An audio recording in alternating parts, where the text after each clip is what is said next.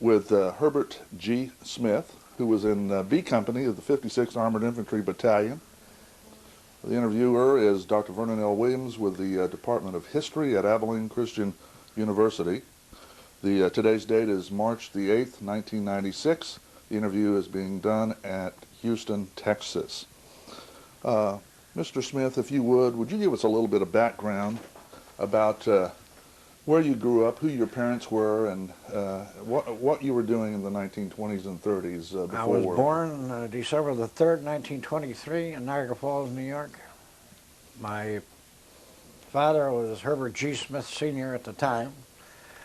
His father came from England, and his mother came from Germany. In fact, his mother came from Heidenheim, Germany, which I didn't know, but I had relatives once we got over there, and I didn't know it till I got back. Because my grandmother came over here with her cousin Annie, we called her. And my mother's side go way back to the middle 1700s when they came here from England. They settled in Pennsylvania and southern New York. My great-grandfather served in the Civil War. He went in before the war started, I believe, as a drummer boy. And he worked himself up. I didn't realize it till I seen the historical thing that come out lately. He was a sharpshooter in the Battle of Gettysburg. And I don't recall his first name. I remember my great-grandmother's name was Lucinda, I believe. Rifle, her last name was, before she married my great-grandfather. So I say I was born in 1923 in Niagara Falls, New York. I attended various schools. I went to LaSalle Senior High School and graduated in 1942. In 1941, at the time, I was working part-time for a dairy, and I can very well remember Pearl Harbor Day. I was selling milk on that Sunday afternoon by bulk. We'd sell it by the gallon. People would drive up and we'd fill up their gallon jugs. And I can remember when the news came over a car radio that was parked out there getting milk when we heard about Pearl Harbor. I tried to enlist after graduation in 1942. I went to work at Gilman Fanfold Corporation. I took a day off, went to Buffalo, but my mother wouldn't sign the papers. It's funny, they could draft you at 18, but you couldn't get in without your mother's signature. So she wouldn't sign the papers because I was a sole support of her and my grandmother. I was finally drafted in February or March of 1943. I went to Fort Niagara. From there we transferred to Camp Davis, North Carolina, where I served for almost 2 years in the anti-aircraft, 117th Anti-Aircraft Artillery Battalion. I attained the rank of T5. They broke the outfit up eventually, and I went to Long Island, and we were stationed there for about 6 months. We were in the Battle of New York City, believe it or not. We took over residences a Far Rockaway and set up our anti-aircraft artillery guns on the boardwalk, because there was supposed to be a buzz bomb attack off of submarines from the Germans. And so we stayed there for about 2 weeks, living in people's homes. And finally, when the warning was over, we went back, and finally they broke the outfit up, and I went to Fort Jackson, South Carolina, where I took basic infantry training over again. And from there they shipped us overseas and on a Liberty ship, and we landed at Le Havre, and got off there and went by train to a repo depot someplace in France. Was there for about 2 weeks, I believe, and issued all new equipment.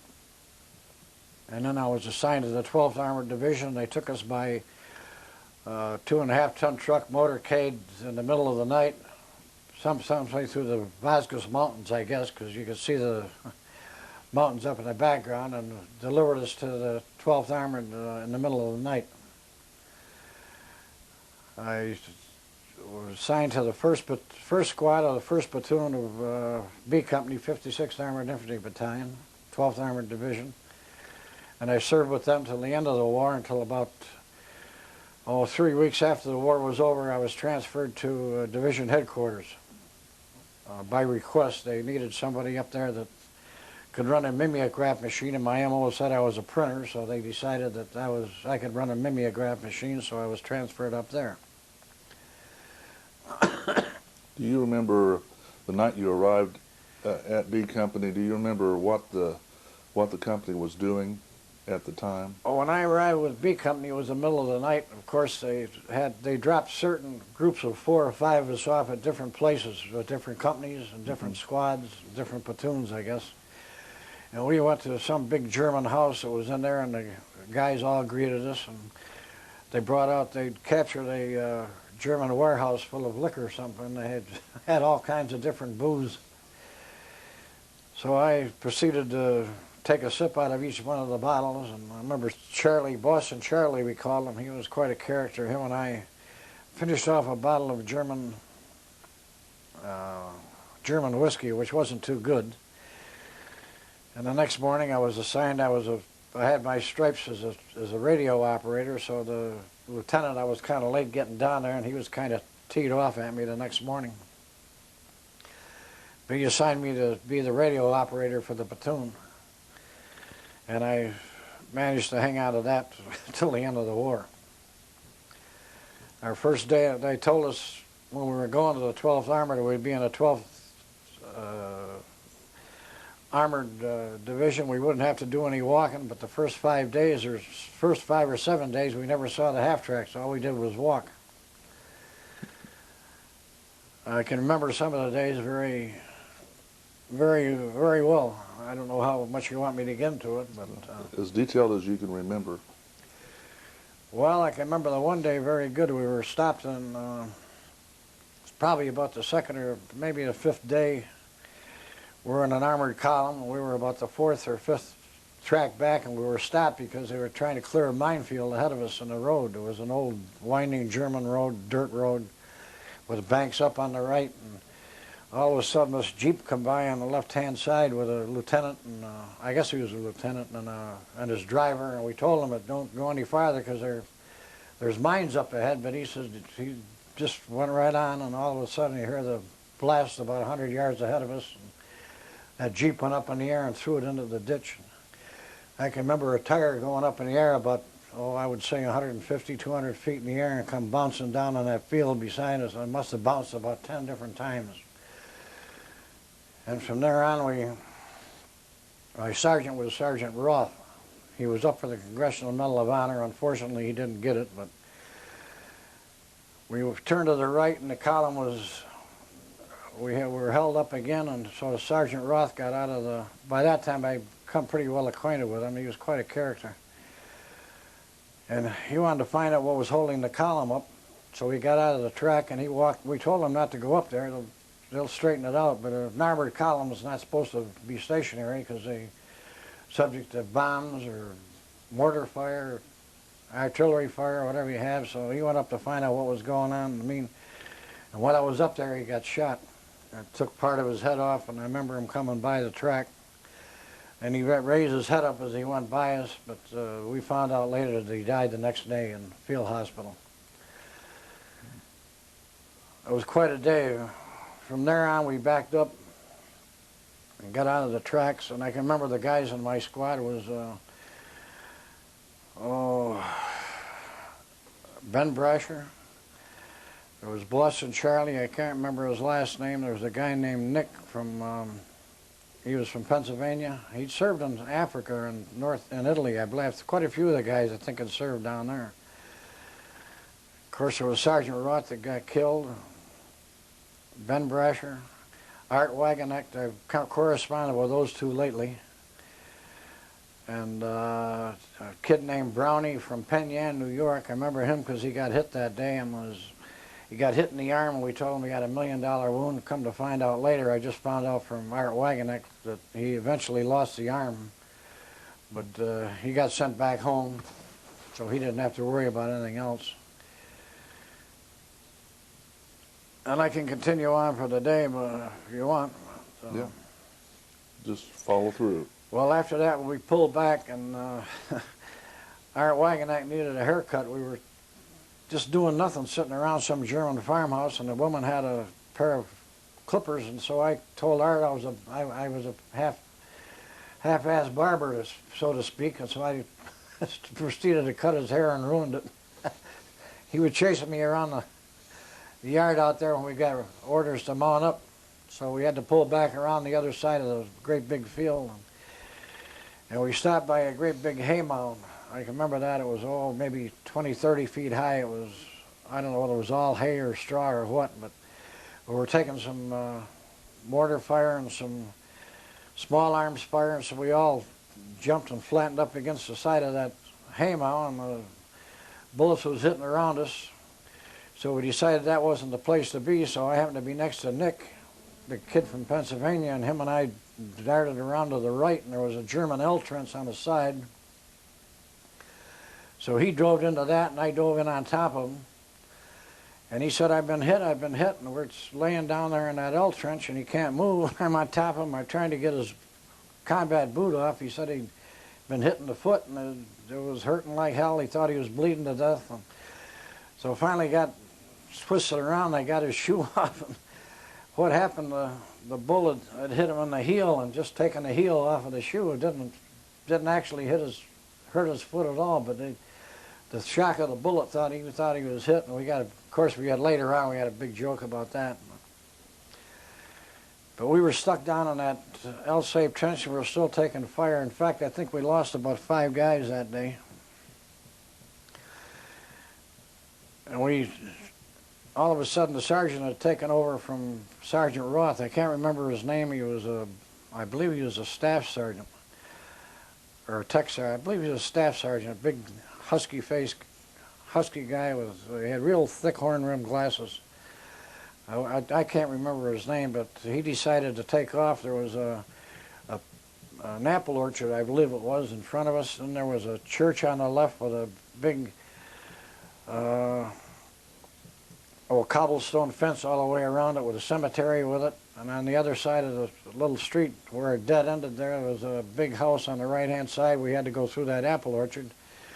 So the sergeant, he got me, he says, come on, can't stay here. We're just taking all kinds of fire. So him and he started out, and I started out with him, and we took off across there and hit up against the side of that church fence, and I ducked around the corner to see what was going on.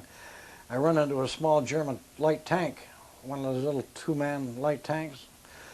And I think I scared him as much as he scared me, because I think I fired one round at the tank and ducked back around the corner, and he took off going like a bat out of hell the other way.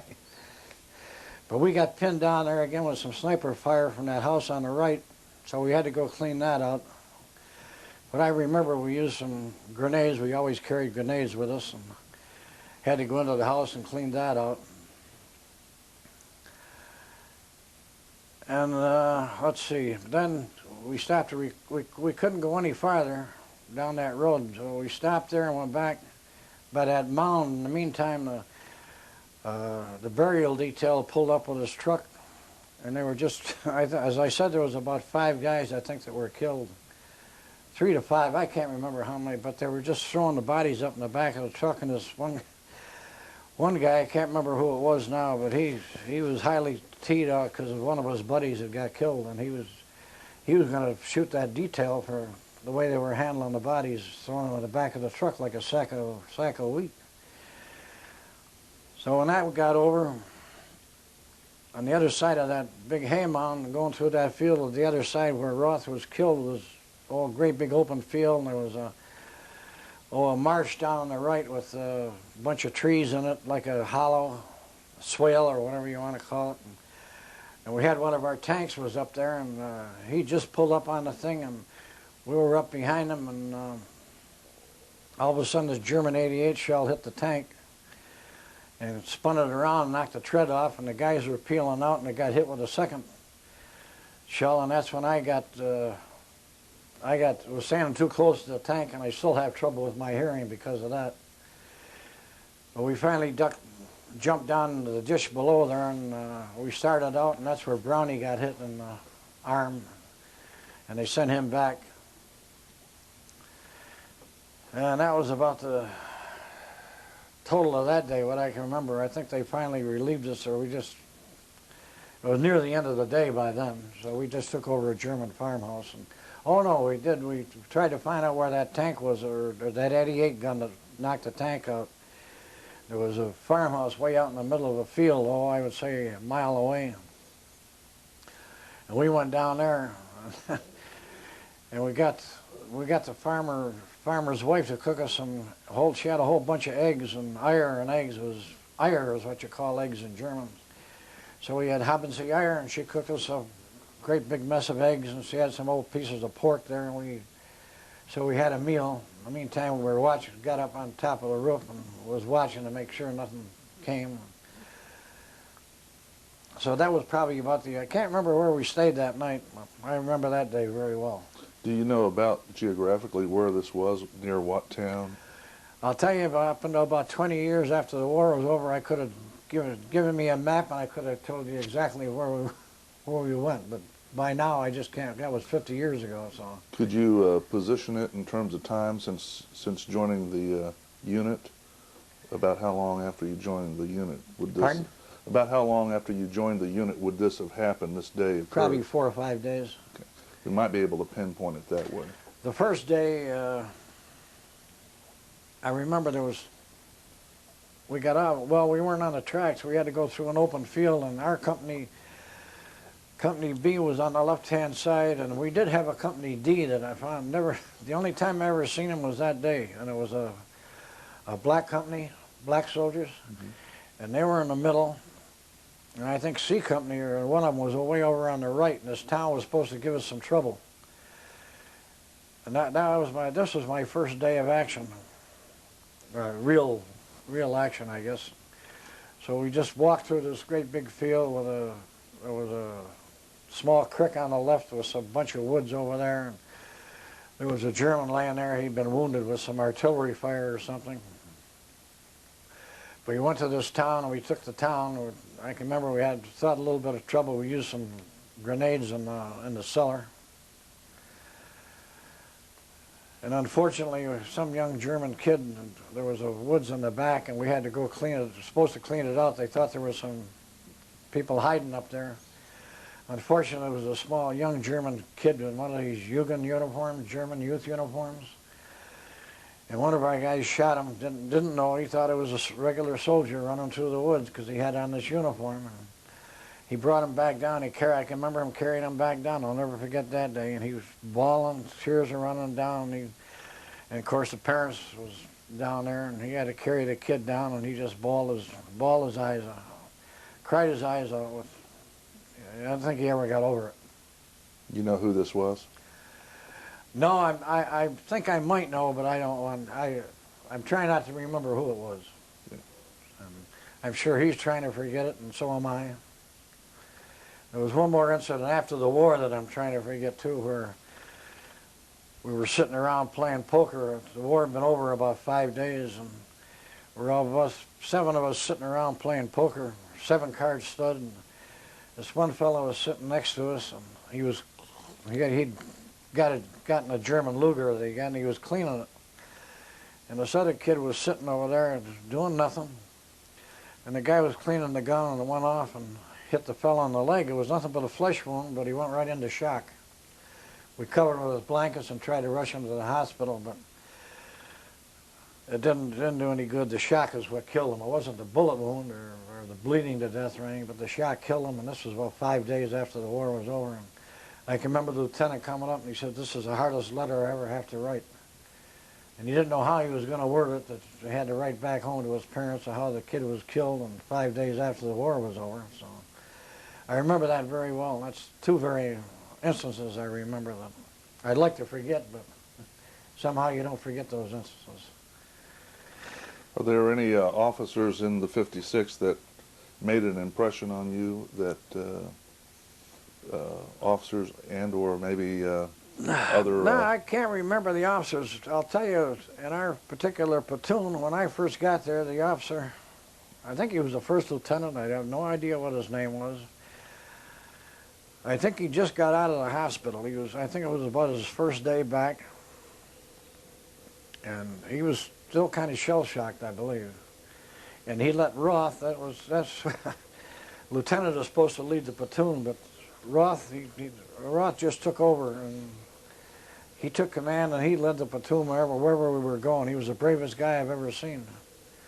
In fact, before he was killed, he got, I imagine it was about 3 weeks after I got there, he got a notification from back home that he could have went to the military academy, naval academy, as a recruit or as a pleb.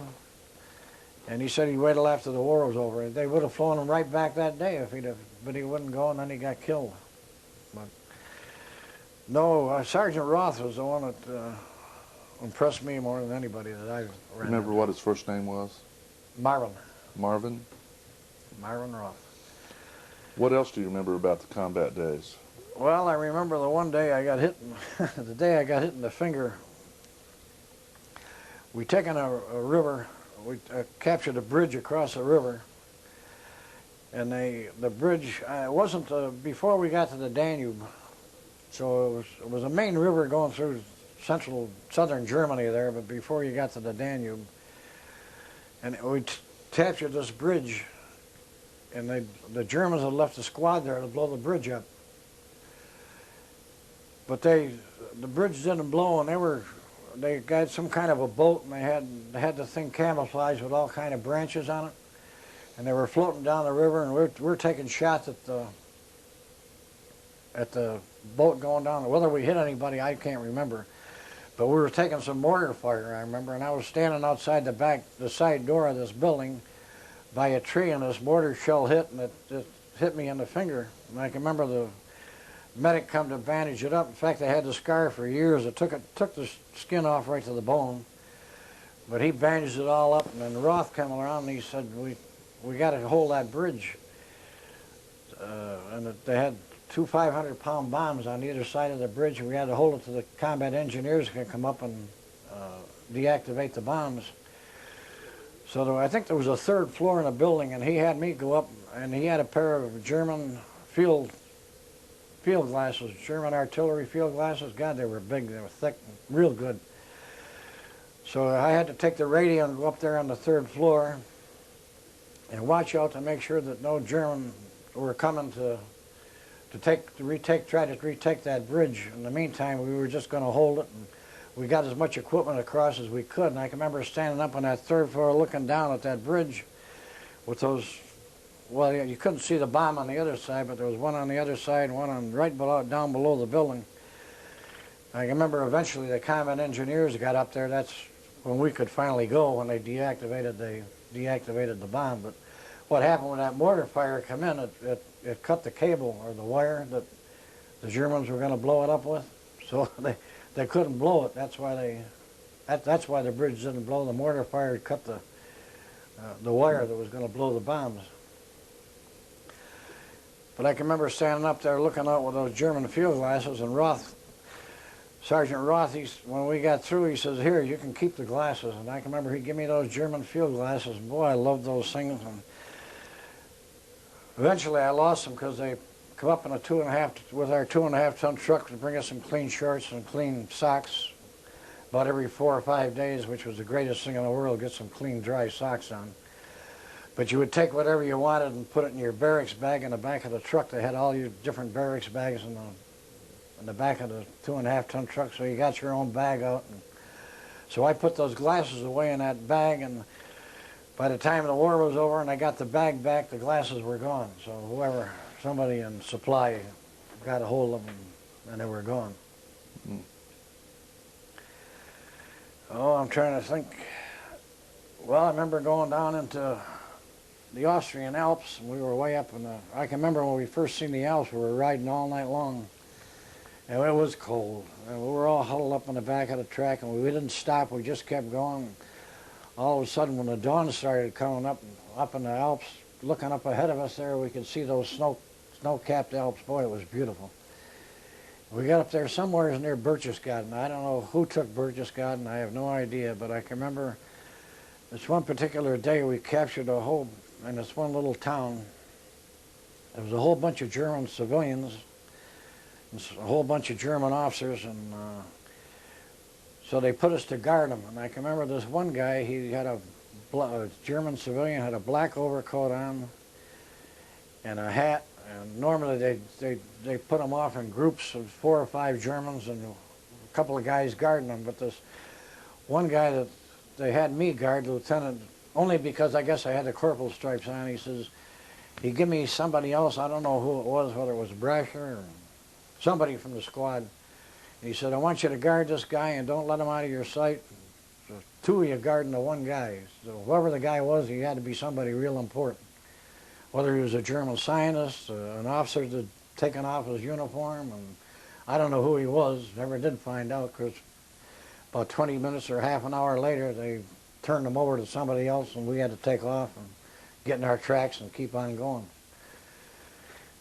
So I can remember when they took the Danube River Bridge, we slept that night in a German doctor's house, great big house, had a bed that 4 of us slept across that one night in. And it had to be before Roth was killed, because I'm pretty sure it was Marvin that was there. They had some beautiful wine glasses there, and he was biting them off and chewing them up like he was swallowing them. Of course, a magician can do it. Now, he learned the trick someplace. I don't know where he learned it, but he chewed up these wine glasses, and I can remember him. Next day we took off, and well, we crossed the Danube River that next morning, and we were going down, and we seen a cloud of dust coming down this German road right on the other side of it. There was a dirt road on the other side of the Danube, and we were going down that we were riding the tanks. They put us on the back of these tanks, and that's something you didn't want to do, because the artillery would zero in on the tanks, and so you were like a dead duck. But we were riding the backs of these tanks, and I seen this way up ahead of us was this column coming down. You could see the dust was rising. We thought it was a German column coming. It turned out it was a 92nd Recon. It passed us. Those guys were pretty good. They go like a bat out of hell. They would go out in front of the outfit, and they were real good. But we started taking some mortar fire right after they passed from the fields out there.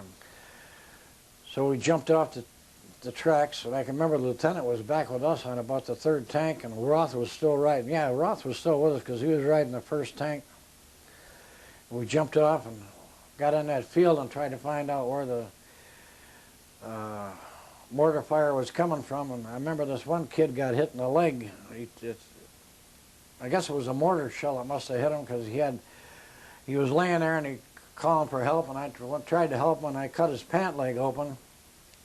But he wasn't really bleeding bad. He just had a whole bunch of little, like nicks or little pieces of shrapnel that hit his leg. So I got my sulfa thing out and was trying to dab him. In the meantime, the medic come up, and I says, here, you take over, because I had to they were hollering at me to get going with the radio, I guess. I can't remember for sure, but I left him with the medic, so I guess he was going to be all right. He said, I don't know who he was. I can't remember. I have no idea. But I remember we cleaned it out, and we got back on the tanks, and we made a left turn going into some little village. And we dismounted from the tanks, and we're walking up this road, and I can remember they told us that in between there was houses, and behind this one house was a great big wood pile back there, probably as high, 20 feet high, of wood that some of the Germans had cut for firewood. And there was a stone fence along the side of it. Of course, there was an opening going there, and they told us, now we were back a little bit. I imagine I was about 7 or 8 guys back. And we were in that German farmhouse, or that doctor's farmhouse I was just talking about. We got 3 new recruits, I believe they were and they came from England. They were from all over the non-combative forces over there, and all of a sudden we needed replacements, so they just sent them up to us, and we got them. And this one poor guy was right behind me, and I can remember ducking down and running past this thing, and this guy was behind me, and he was just looking around, and he took a bullet right through the helmet, and I can remember he just fell behind me and went right straight through his helmet, right out the other side. So a steel helmet was no good for a direct hit. And that poor kid, and he just joined the outfit the night before. I have no idea who he was. I think he might have been from Buffalo, but I'm not sure. So, you got about enough? Well, do you remember anything else? What about? Well, I can remember the night the war was over. We were up. I said we were up near Berchtesgaden. It was like a great big house, had windows all the way around, and we stayed there for about maybe 2 days. And that one night, must have been May the 5th, the day the war was over. We were down playing poker, and one of the other platoon, I think it was probably the mortar platoon, I can't remember. There was about 5 or 6 of us. We were playing poker, and the word came over the radio about, I imagine it was around midnight, 2 or 3 o'clock in the morning, that the war was over, that Germany had surrendered. So we went out with our rifles. Of course, you carried your rifle wherever you went. Well, I can remember firing them in the air. And then from there on, we stayed there maybe another day, and then they pulled us back, and we went from about 3 or 4 different towns where we stopped, where they let us stay for a couple of days, and we went further north and then further north. And I remember Dillingen, the fish hatchery, where the guys would go down and catch all these fish. For a couple of days, we were eating high off the hog on nice fresh trout. I remember that. I went up to this German, when the fellow got shot in the leg and died, it was about, it must have been about 5 days after the war was over. It was a duplex German house. We stayed there for a few days.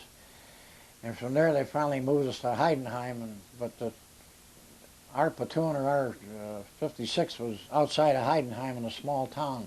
We'd taken over an inn. And it was a great big old German inn, had a great big long bar and a lot of rooms. It was like a hotel. And one of the fellows in our outfit had captured a German payroll. So we took a 2.5-ton truck and went down to Ulm with all this German marks. And there was a brewery down there in Ulm, and we got a couple of kegs of beer, brought it back and set it up on the bar back there. We were having a ball. Of course, the war was over by then. And we were getting eggs, and so we were living pretty good. And then some lieutenant come over, and he wanted to start a newspaper for the 56th. I don't remember who he was. I think he was a first lieutenant. And he looked up my MO, and he seen that I was a printer apprentice. And there was another guy there, I don't remember who he was, but he was a pressman apprentice. So this lieutenant decided, evidently he went to journalism school someplace for a couple of years or a year, and he was going to start a newspaper. So there was a little tiny, in this little town, there was a little tiny German job shop, and he wanted to print a newspaper out of that, and he took us down there. And of course, all the metal was pretty well gone. There wasn't enough type left in that thing to set it. You couldn't hardly set a business card, let alone. And it was all in German type anyway, in German script type mostly. So then he took us. He still didn't want to give up. He took us down one day and went down to Ulm. They had a big newspaper there where they had the linotype machines and everything. And he walked in there, and I think he got himself in trouble because he was just going to take over that whole newspaper and he was going to run a paper right out of there, because we had the Stars and Stripes, and he was going to try to compete with the Stars and Stripes. But that didn't pan out, and shortly after that, they come and got me from division headquarters and transferred me up there. I had another thought in my mind, something about when I got the newspaper. Was it about the money? Pardon? Was it some more about the money that they had? No, I don't know whatever happened. I think they went down a couple of times and got some beer. But I remember the one thing that the German women wanted most of all was soap. They didn't even care about food that much, but they wanted soap. They wanted to wash their clothes, and they didn't have any soap. That was the greatest thing you could give them, was soap. So let me see, something else happened there, and I can't remember what it was now.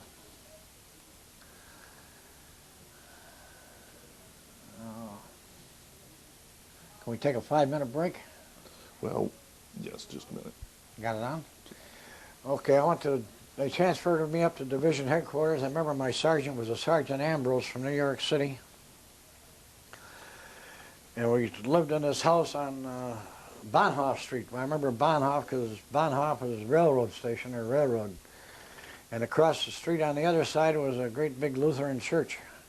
And it had a swimming pool in there. And then you could look out the window and see the castle.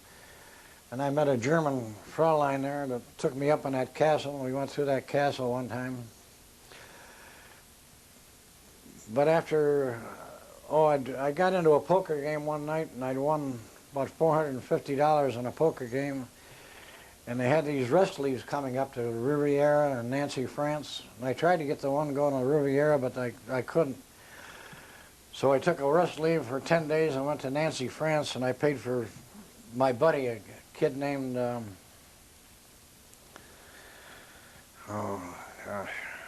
Hippensteel, his name was.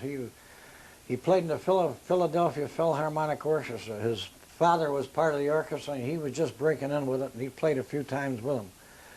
I don't know whatever happened to him, because we went to Nancy, France, and came back. I won some more money on the train, by the way, coming back. We got off at Strasbourg and took the trucks from Strasbourg back to camp, back to Heidenheim. And we got back there, and I signed up for school in Chippenham Army University in England. And in the meantime, Hippensteel went to another university someplace in Belgium where they had a music course, an advanced music course for the GIs. So he went one way, and I ended up going the other way to Chippenham Army University in England. We went by truck to either Calais or Le Havre, I can't remember. I think it was Le Havre. Maybe Calais. I slept in the castle overnight. I was in charge of 5 guys from the 12th Armored Division. I don't know why. I think some of them had more stripes than I did, but because I was in division headquarters, they give me the papers, so I had the orders for. So I went to Chippenham Army University, spent some time there. And my best buddy was Clayton E. Kilpatrick Jr. Him and I used to go to London pretty near every weekend. I think he ended up as publisher of the Chicago Tribune. He'd already had about 7 years of college. And last time we corresponded a little bit when the war was over. He was in going to the University of Chicago. I don't know what he was taking up, but he was in the University of Chicago.